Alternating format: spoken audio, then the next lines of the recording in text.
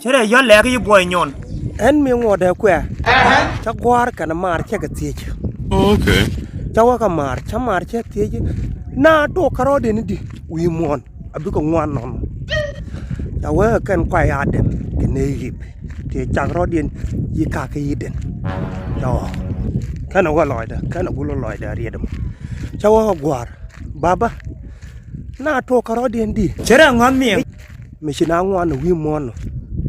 Thế giờ cái nữa na to kharo den chego ne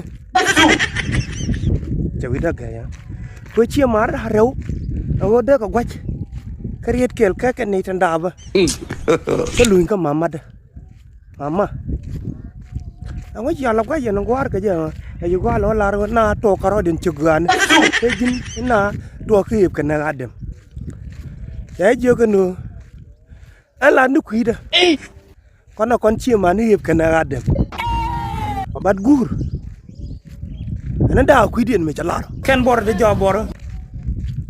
Alau ka gwar che chala de. Alau de ni to ku ken. Chere ga do iwa ben ki ka tot.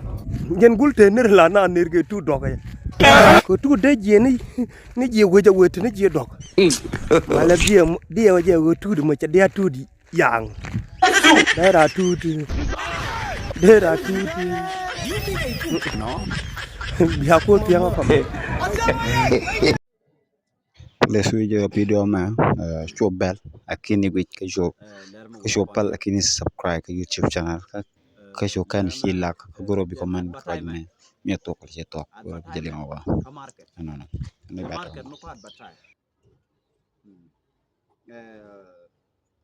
mutual dal coach market